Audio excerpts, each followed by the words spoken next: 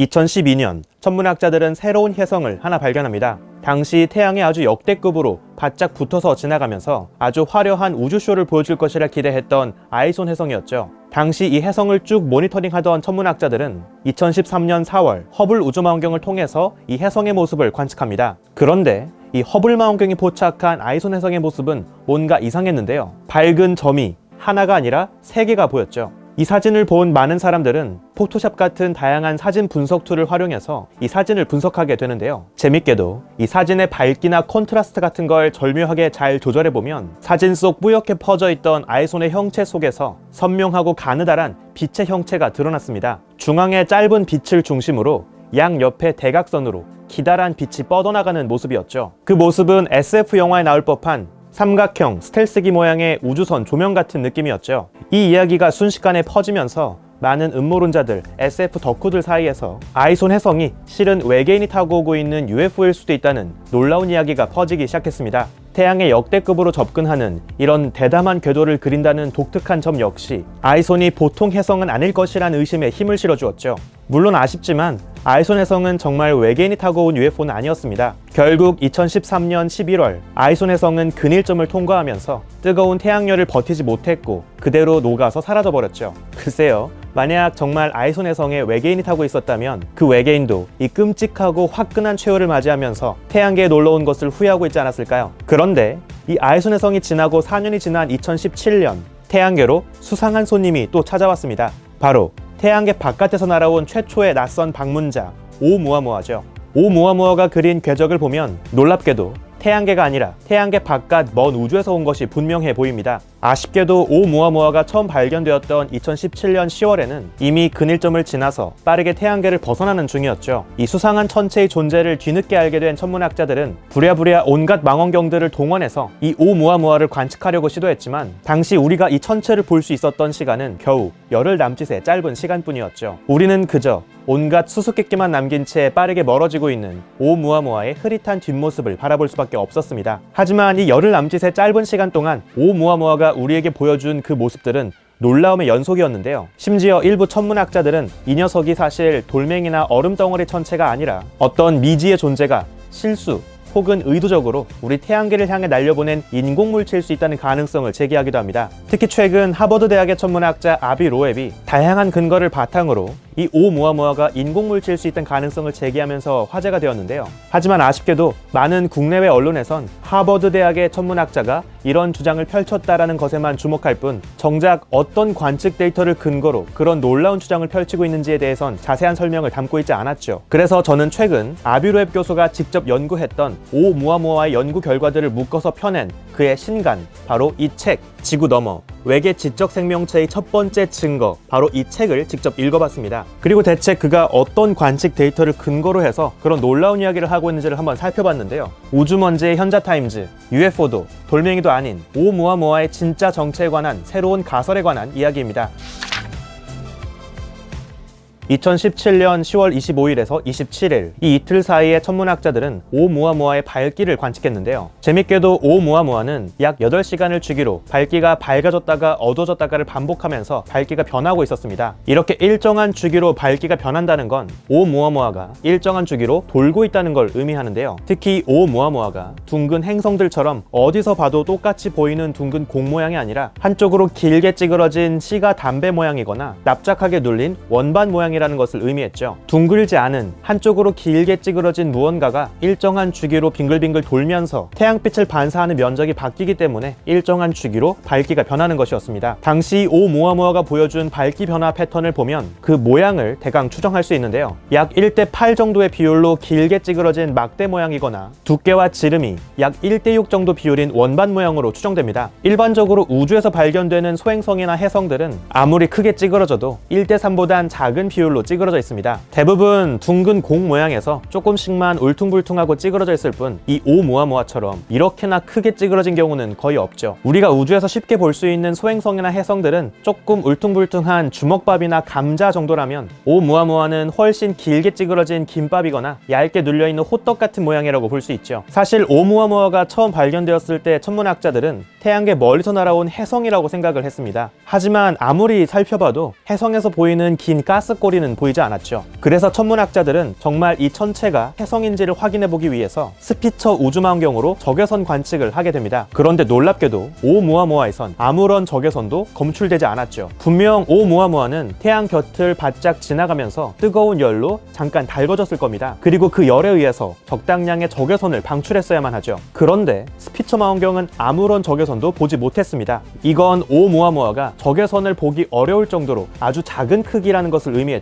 천문학자들은 이 물체가 아무리 커봤자 한 100여 미터 정도, 축구장 한두 개 정도 크기일 것이라 생각했습니다. 그런데 가시광으로 관측한 오umuam우아를 보면 이 작은 크기치고는 굉장히 밝게 빛나고 있는 걸 볼 수가 있습니다. 이를 설명할 수 있는 한 가지 재미있는 가능성이 있는데요. 오umuam우아가 굉장히 빛을 잘 반사하는 매끈매끈한 금속 재질일 것이란 가능성이죠. 일반적인 소행성이나 해성처럼 어두운 암석이 아니라 매끈하게 잘 코팅된 금속 같은 재질이라면 작은 크기더라도 햇빛을 더 많이 반사하면서 충분히 밝게 보일 수 있었을 겁니다. 오umuam우아의 놀라운 점은 여기서 끝나지 않습니다. 근일점을 지나서 태양계를 벗어나는 과정에서도 이 녀석은 굉장히 놀라운 것을 보여주었죠. 우주에 있는 모든 천체들은 바로 중력을 통해서 움직입니다. 당연히 오umuam우아가 우주에서 날아온 돌멩이에 불과했다면 오umuam우아 역시 태양의 중력에 의해서만 움직였어야 합니다. 그런데 놀랍게도 오umuam우아는 순전히 태양의 중력만 고려했을 때 그려야 하는 궤적을 벗어나서 전혀 다른 궤적을 그리면서 태양계를 벗어났죠. 마치 로켓이 엔진을 뿜어내면서 가속을 하는 것처럼 오umuam우아는 어떤 알 수 없는 메커니즘으로 추진력을 얻으면서 태양계를 벗어나고 있습니다. 태양계를 떠도는 해성들 중 일부가 강렬한 태양빛을 받으면서 순식간에 증발한 가스 기체를 내뿜을 때 해성들의 궤도와 속도가 크게 변하는 경우가 있기는 합니다. 하지만 당시 오umuam우아가 보여준 이런 강한 추진력을 얻기 위해서는 오umuam우아 전체 질량의 10%에 달하는 엄청난 양의 물질을 순식간에 가스로 내뿜었어야 합니다. 이런 상당량의 물질이 태양빛에 순식간에 녹아서 가스로 내뿜어졌다면 분명 지구에서도 관측할 수 있는 선명한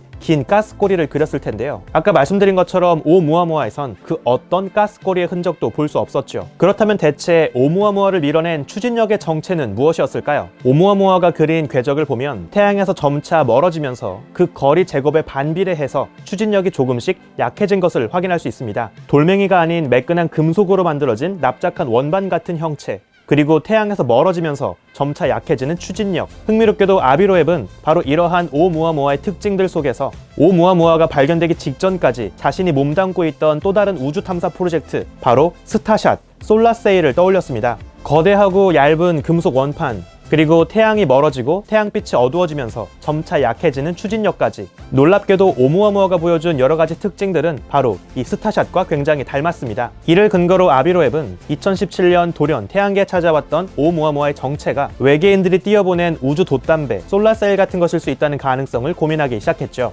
그런데 오umuam우아의 놀라운 점은 여기서 끝나지 않습니다. 우리 은하 속 별들은 각자 조금씩 다른 속도로 은하를 맴돌고 있죠. 그래서 천문학자들은 우리 태양 주변 별들의 움직임을 보다 더 효과적으로 계산하기 위해서 우리 은하 속 태양 주변 별들의 움직임을 평균낸 가상의 좌표계를 정의하고 그 좌표계상에서 별들의 움직임을 표현하기도 합니다. 이렇게 정의한 가상의 좌표계를 국부 정지 좌표계 LSR이라고 부르는데요. 예를 들어서 각자 조금씩 다른 속도로 움직이는 자동차들의 움직임을 한눈에 보기 위해서 그 도로 위 모든 자동차들의 중간 속도, 그 평균 속도로 움직이는 드론을 띄워놓고 도로를 내려다보고 있는 것과 비슷하다고 볼 수 있죠. 모든 자동차들의 평균 속도로 움직이는 드론으로 자동차들을 보면 실제 각 자동차들은 각자 평균보다 조금 더 빠르거나 느리게 움직이는 것으로 보일 겁니다. 정확하게 드론과 똑같은 속도로 움직여서 드론에서 봤을 때 거의 움직이지 않는 것처럼 보이는 자동차는 거의 없겠죠. 마찬가지로 이 국부 정지 좌표계 LSR 상에서 별들의 움직임을 보면 태양을 포함한 대부분의 별들은 이 좌표계에 대해서 조금 더 빠르거나 느리게 움직이고 있습니다. 많은 사람들이 생각하는 것처럼 오umuam우아가 단순히 어떤 별 곁에서 떨어져 나온 해성이나 소행성이었다고 한번 생각을 해볼게요.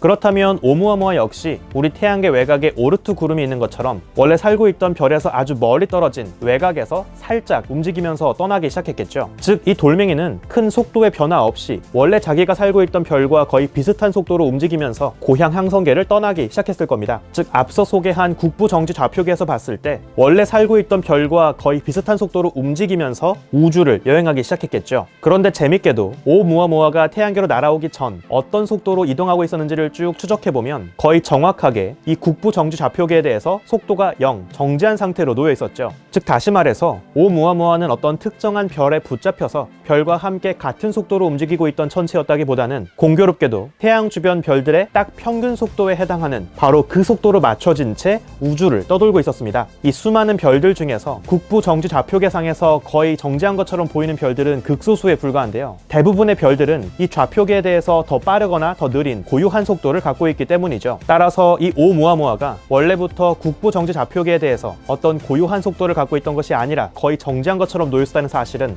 누군가 일부러 속도를 맞춰놓은 듯한 굉장히 인위적인 것처럼 느껴지죠. 고속도로를 달리는 자동차들의 평균 속도에 맞춰서 일부러 띄어올린 드론처럼 말입니다. 이를 근거로 로앱은 한 가지 더 재미있는 상상을 펼치고 있는데요. 만약 우리가 알지 못하는 태양계 바깥 저 먼 우주에 우리 은하 곳곳을 살아가는 외계인들이 있다고 상상을 해보겠습니다. 그리고 그 외계인들이 우주를 여행하기 위해서 우주 고속도로를 쫙 깔아놨다고 한번 생각을 해볼게요. 그렇다면 아마 이 외계인들도 우주 고속도로 곳곳에 우주 표지판, 우주 신호등, 우주 과속 카메라 같은 걸 달아놓을 수도 있지 않을까요? 그리고 이 우주 표지판, 우주 신호등 같은 것들이 우주 고속도로 상에서 계속 한 자리에 잘 걸려있도록 하기 위해서는 주변 별들의 가장 중간 속도, 국부 정지 좌표계의 속도에 맞춰서 띄워놓는 것이 가장 좋습니다. 어쩌면 마치 바다 위에 띄어올린 부표들처럼 우리 은하 곳곳에는 우주 고속도로망에 깔려있는 신호등과 표지판들이 여러 개 떠있을지도 모르죠. 그렇다면 만약 이렇게 우리 은하 곳곳에 깔려있던 우주 표지판, 우주 신호등 중에 하나가 우연히 고장나서 궤도를 이탈해 우리 태양계로 날아온 것일 수도 있지 않을까요? 마침 재밌게도 도로 표지판도 보통 납작한 금속판으로 되어 있죠. 마침 천문학자들이 예측하고 있는 오umu아무아의 모양과 굉장히 유사합니다. 어쩌면 오umu아무아는 어떤 외계인들이 의도적으로 태양계를 향해 보낸 탐사선이 아니라 그냥 우연히 고장난 우주 고속도로의 부품 중 하나가 우주를 떠돌다가 태양계로 날아온 것일 수도 있겠죠. 아쉽게도 현재로선 지난 열흘의 짧은 시간 동안 관측한 오umu아무아의 모습만 가지고는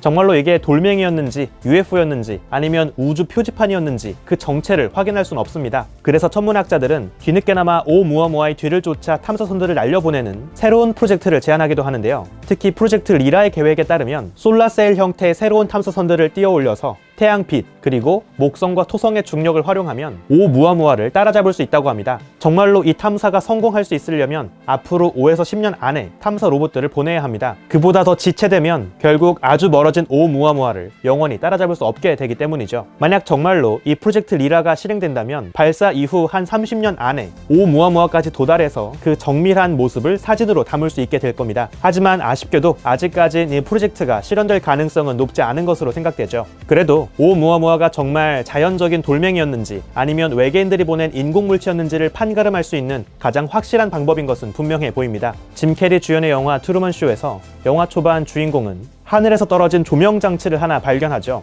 조명장치에는 시리우스라고 라벨이 붙어 있는데요. 트루먼이 살고 있는 거대한 세트장 높은 곳에 걸린 채 밤하늘의 별, 시리우스 역할을 맡고 있던 조명이 떨어진 것이었죠. 그를 감싸고 있는 거대한 방송 세트장의 존재를 암시하는 의미심장한 복선이었습니다. 과연 우리 태양계로 찾아왔다가 빠르게 떠나가버린 오umu아무아는 태양계 바깥 또 다른 존재를 암시하는 의미심장한 복선이었을까요? 혹시 트루먼 쇼에서 스태프들이 실수로 조명을 떨어뜨린 것처럼 인류에게 존재를 숨긴 채 살고 있던 외계인들이 의도치 않은 실수로 태양계에 무언가를 떨어뜨리고 부랴부랴 다시 회수해 간 건 아닐까요? 정말로 오umu아무아가 우리 태양계를 찾아왔던 외계 인공물체였다면 우리는 이 2017년의 발견을 발판 삼아서 영화 속 트루먼처럼 우리를 가두고 있는 비좁은 태양계 세트를 벗어나 진정한 바깥 세상으로 나아갈 수 있을까요? 언젠가 다시 한번 태양계를 향해서 외계인들의 인공물체가 또 방문해준다면 그땐 놓치지 않고 우리 인류의 환영의 인사말을 건넬 수 있기를 기대해보겠습니다. Good afternoon, good evening, and good night. 우주먼지의 현자타임즈 여기에서 마칩니다. 구독과 좋아요도 부탁드릴게요. 우주먼지 여러분 감사합니다. 안녕.